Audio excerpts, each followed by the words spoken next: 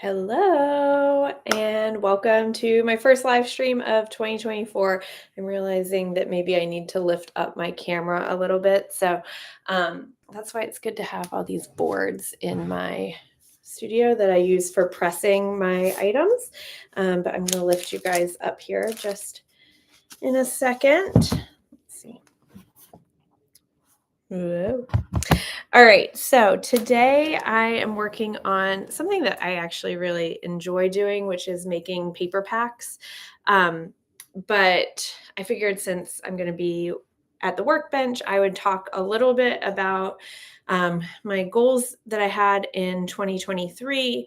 And spoiler alert, I did not reach my goals, but I'm totally fine with that. I set some really high goals for myself, and I also set some goals that weren't really actually structured in a way that I myself could achieve them. They were kind of waiting on other things to fall into place. So that kind of set myself up for failure. So I've changed my goals for 2024 and am kind of going a different direction for 2024. But first, I'm going to show you what I'm working on, and the chat is open. So if you have questions for me, feel free to ask questions while I'm chatting.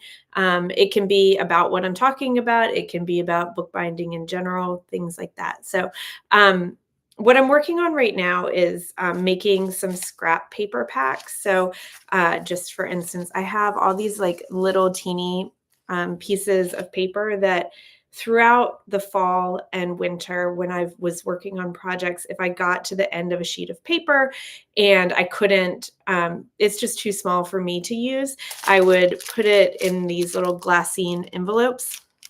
And every time it got a little bit full, I'd set another one aside. I'd set this aside and start another one. And then I realized I need to pull them all out, and I started weighing them today. But quickly realized that they are not actually that equal in how much they weigh.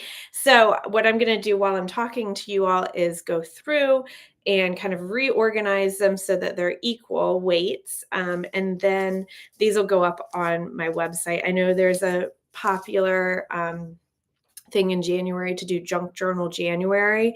And so these things would be perfect for that, or if you're a scrapbooker, or if you make cards, because I'll show you, as I go through, I'll show you some of the papers, because I did try to cut down, I'll just open this first one. So some of them are fairly full-size sheets for the envelope. These envelopes are about 5.5 inches wide by about 7.5 inches. So some of them are bigger, but then some of them are just teeny tiny. So I'm just kind of going through. I like to make these so that they're pretty equal in they all have some big pieces, some little pieces. You don't end up getting one that is really just a bunch of teeny tiny pieces. So that's what I'm going to be doing here, and I'll show you all some fun stuff, fun papers as I come across it. But I wanted to also talk about my goals for 2023 and how I didn't achieve them, but I'm totally fine with that. I won't go into super specifics of what exactly I set as my goals. One of them is just how much money I wanted to earn. And I set that quite a bit higher than what I actually had earned the previous year. And I did not earn that, but I also have really thought about how, kind of just thinking about how I went into the year and thinking about pricing my items and things like that. And there are a couple of things that I didn't really change. I even had a fellow bookbinder reached out to me just to say hey, how come your prices are so low?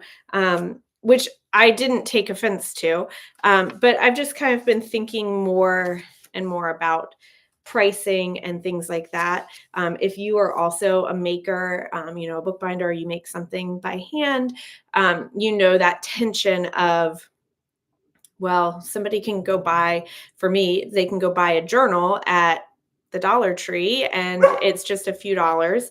But also, it doesn't compare in quality to what um, I can offer. So there's always that tension of you can get something similar at a cheaper price, but it's not the same as having a handmade item. So that's one thing I've been really thinking about over this year, and really specifically at the end of this year, because that email, but then also just at some in-person events, having people kind of question, like, why aren't you charging more, which is not a bad problem to have. It kind of helped me have a little bit of confidence that I could charge more. So going into 2024, I set the same, like, my sales goal as the same price as I did in 2023.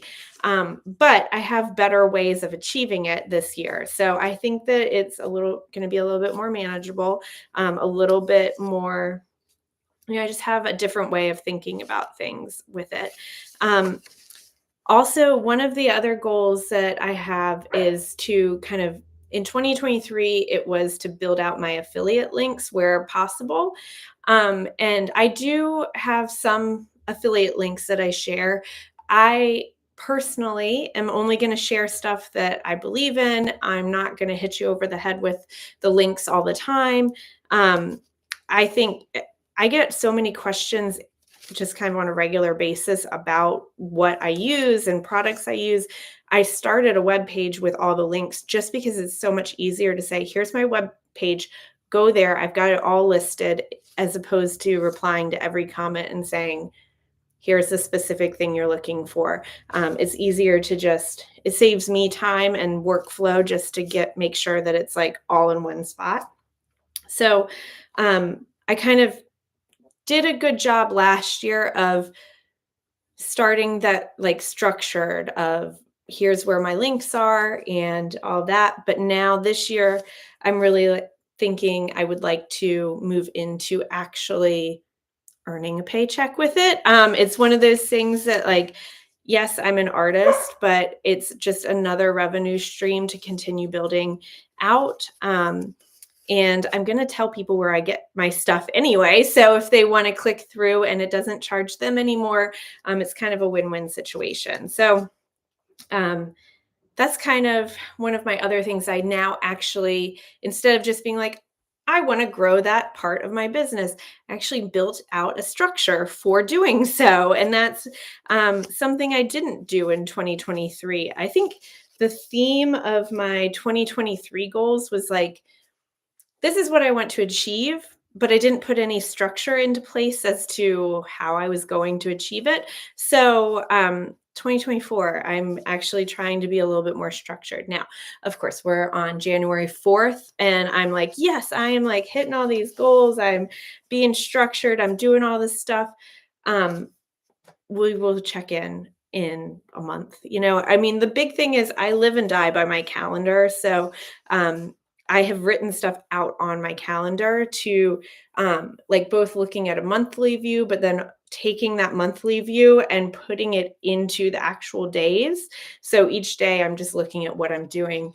And then if I see, like, oh, you need to share this one thing, I'll actually do it. I did it yesterday. It was great.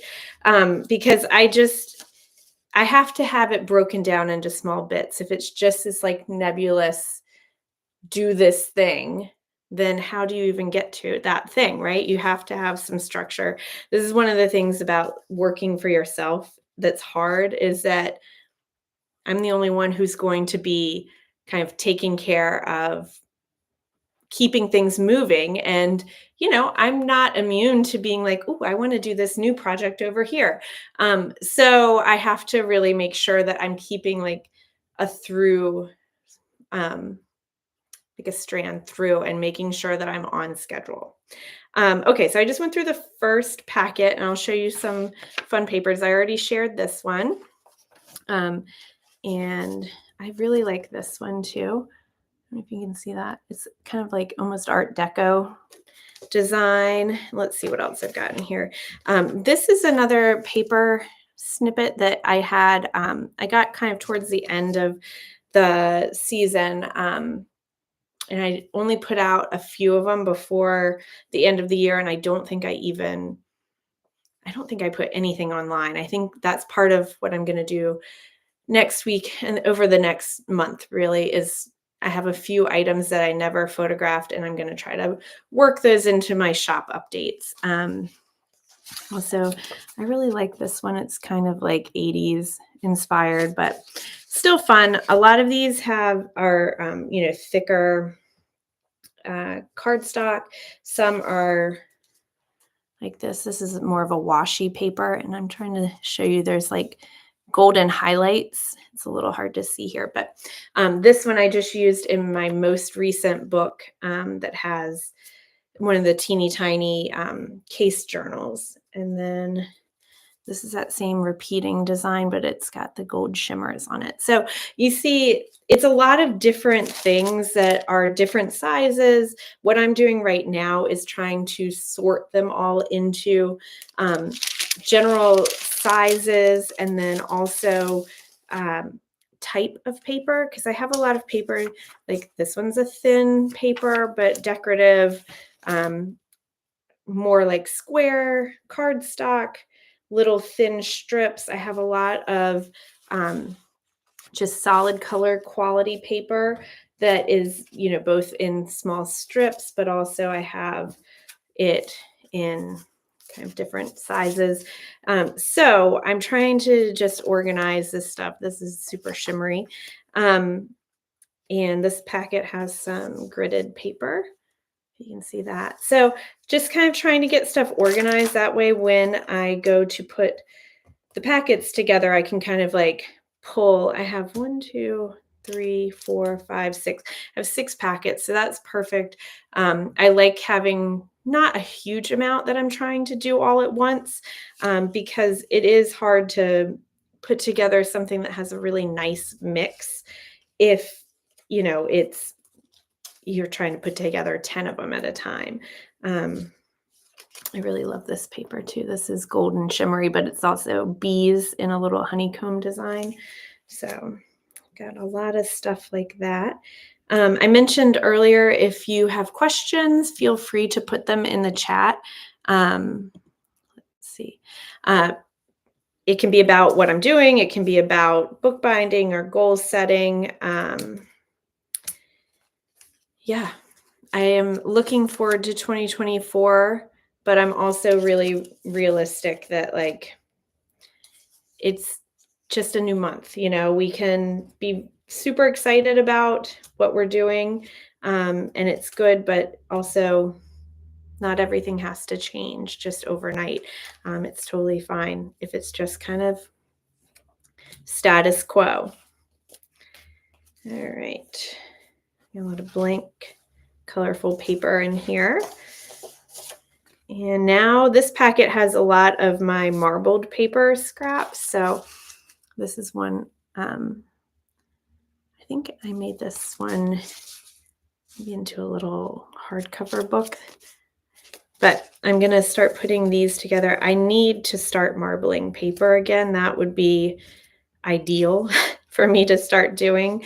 It's been a while since I've done it, and I do miss it. I still have a lot of marbled paper though that I haven't gone through and used up yet. So that's one of the things that I would want to do first, is make sure I use up a lot of my stuff. But lots of fun marbled paper here. And some of these I have used in the past, like I'll use a little strip of that and make a note card on the edge, add the strip of paper there. But hold on, I'm gonna start a new little pile of stuff here. But at some point at the end of the day, I have to share some of this paper because I have a ton of it, and I use it for what I like, but then also after a while, I'm ready for new paper and new designs. So I like to keep it moving. I love this one. See, this is a nice thing about little scraps, is that this was a full size piece of paper. It was probably 18 inches wide, 24 or 30 inches tall, and just had this repeating pattern. But when you have little scraps like this, you can do all kinds of fun things with just the little pieces. So um, that's why I like that. Like saving all this stuff. I try to really not recycle too much. This one is another one. I loved this color scheme that I did. So I've got two little teeny scraps, but they're just so fun. So I'll try to include some of this paper in the others that in each bag. Let's see.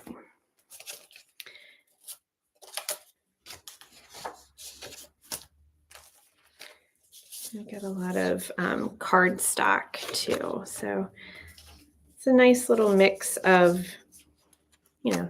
text here. But this is one of those projects that in November, December, it's not happening. I have to wait until the end of the year or the beginning of the next year, because it's just too busy during that season and too much going on. Oh, I like this one too. That would be everything in me is like turn this into end sheets and make another little cased book with this. I have the blue book cloth that's that color. If you follow me over on Instagram, it's the one I just posted about with it had more of like a Florentine design on the end sheets, but I love this one. I will let this one go, put that in the scrap pack, but maybe I will search for some in my stash and see if I've got some more of that. I was going to show you, I have these.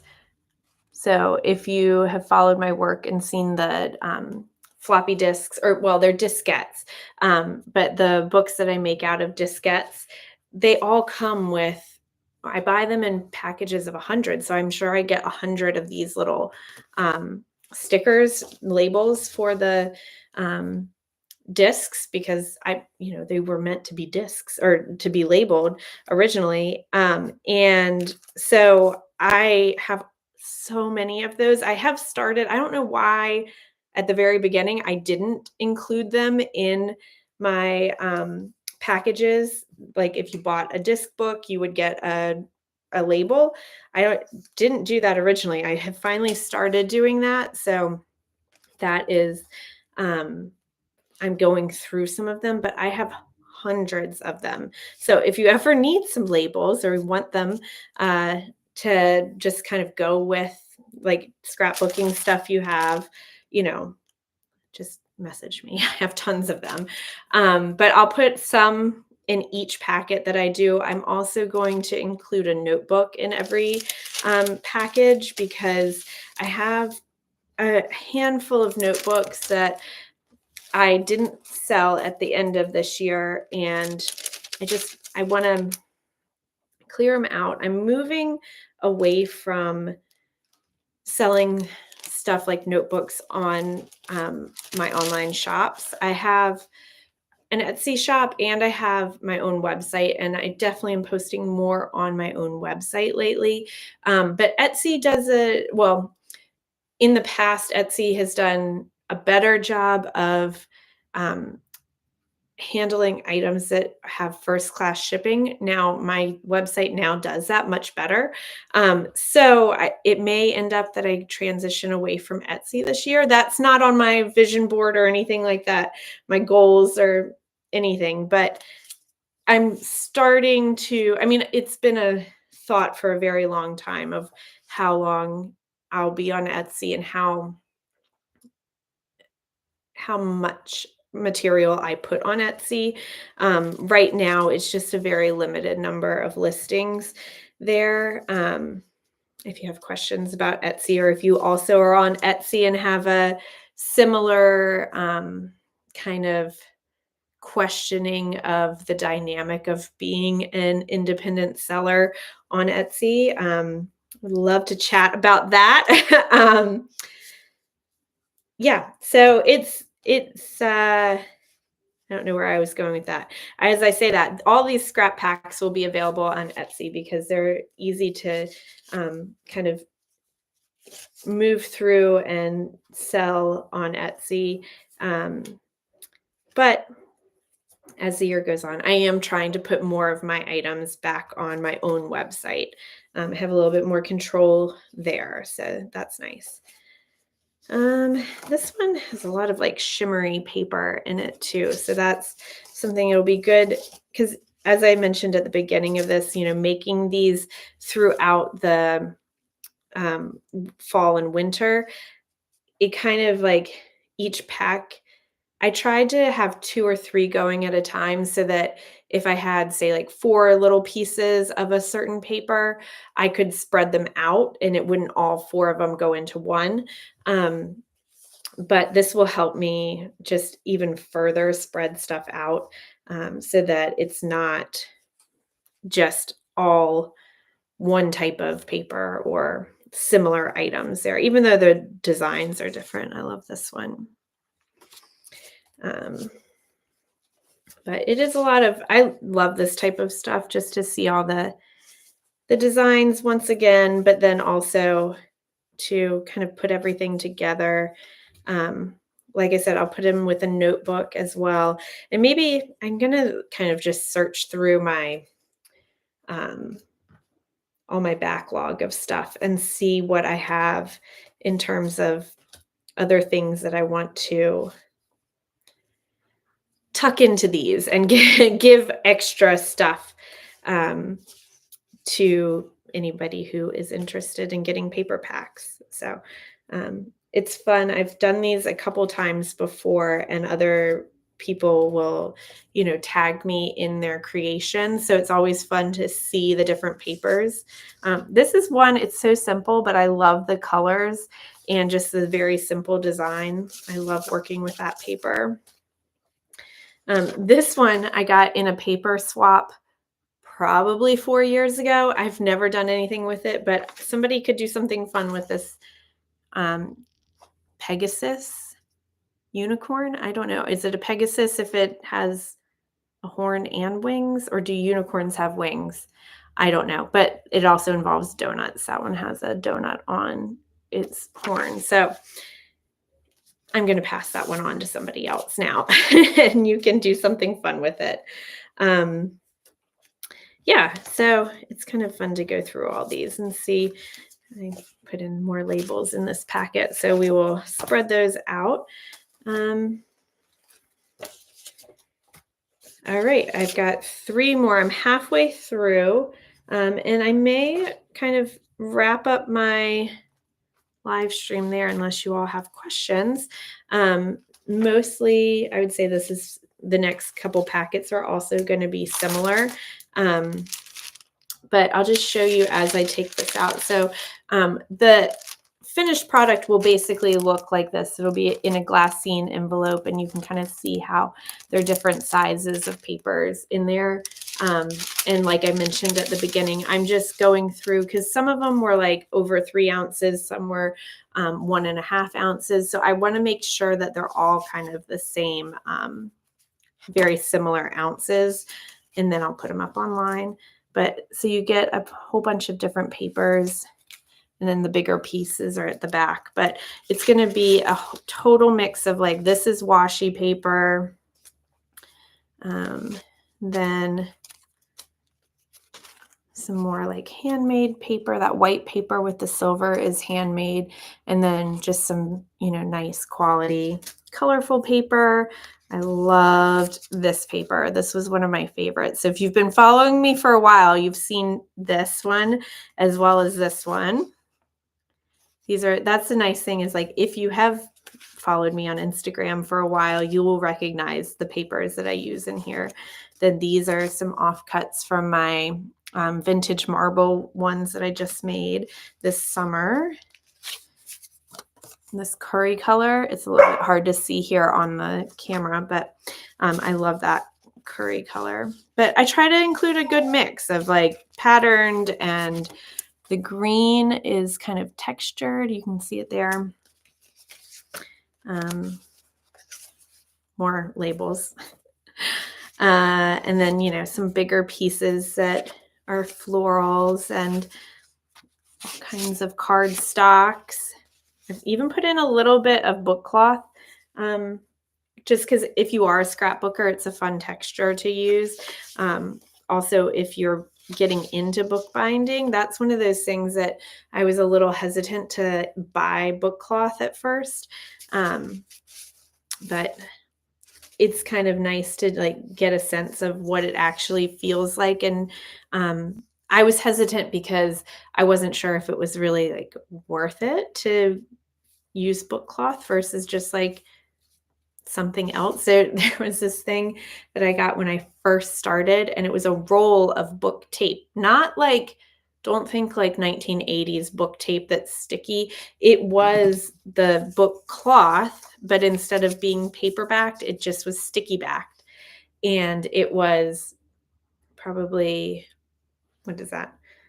It's probably 2 inches wide and on a roll.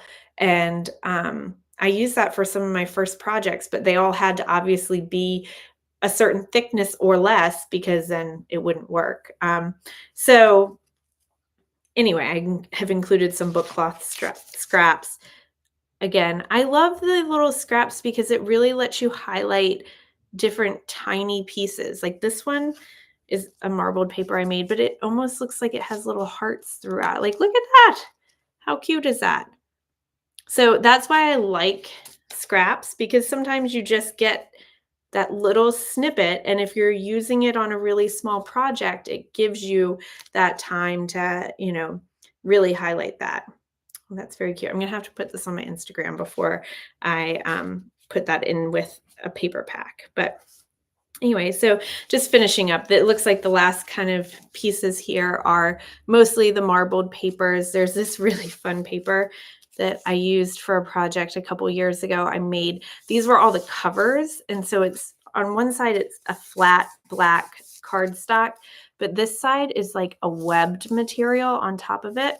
It's really interesting, but I still have a few little scraps of that. So I will be putting these together. I'm going to also shoot a little video for Instagram. So if you do follow me over on Instagram, you can watch as I assemble everything later today or tomorrow potentially, but hopefully I can get it done today.